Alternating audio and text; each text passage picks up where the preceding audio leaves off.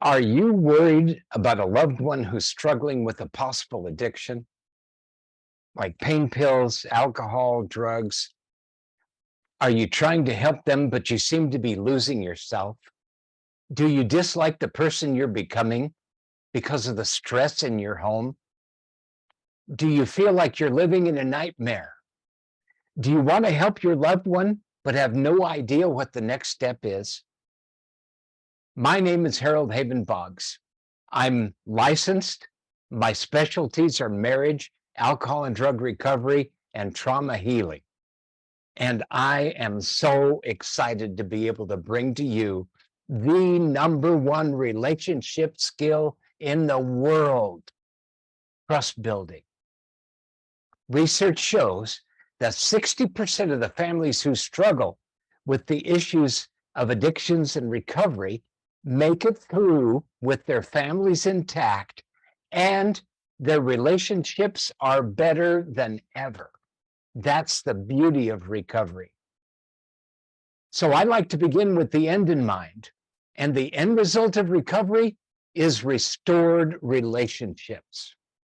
And the key to restored relationships is building trust.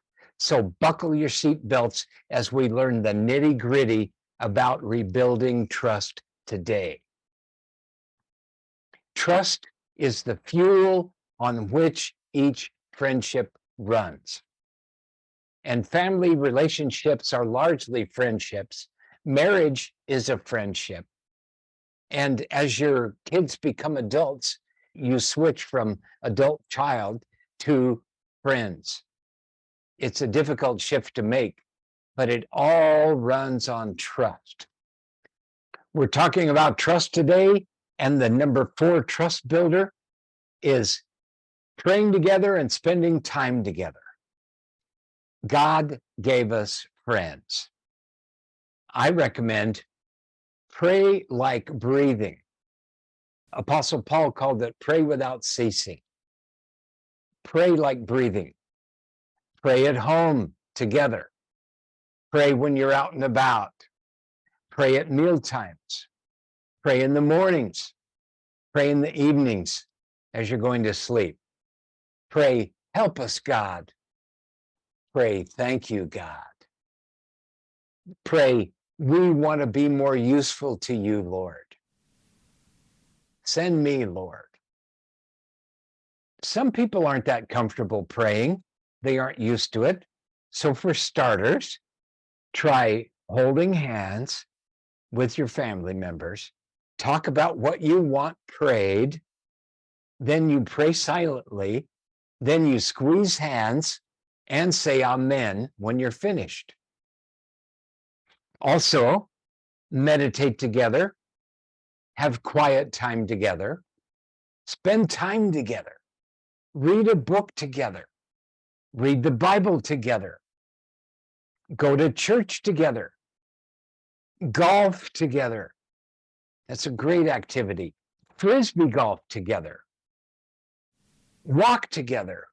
There's a new sport called pickleball. It's not new, but it's newly popular. And it's great fun. It's especially popular among the elderly, but young people are doing it too. We got a set of bocce balls, and that's a fun game for spending time together. Chat together, talk together, share hopes, dreams, fears, concerns, and goals. That's a Gottman exercise that I think is really one of their best, where you both share hopes, dreams, fears, concerns, and goals. Spending time together, praying together, builds trust, and trust is the fuel of friendship. Would you love a proven plan to restore your family and help your loved one reclaim their life? If so, I have good news. I put together a comprehensive online course to guide you each step of the way so that you have full confidence in what to do and what not to do what to say and what not to say so that you can help your loved one without losing yourself. Our online course is here. It's ready. It's called Helping a Loved One with a Drug Problem Without Losing Yourself, 5 Powerful Tools. I provide you with the knowledge and tools you need to support your loved one on their journey to recovery now. Again, it's called Helping a Loved One with a Drug Problem Without Losing Yourself, 5 Powerful Tools. With the proper tools, you can turn this crisis into an opportunity. Just click the link. Helping a loved one with a drug problem without losing yourself, 5 Powerful Tools. Helping a loved one with a drug problem without losing yourself, 5 Powerful Tools.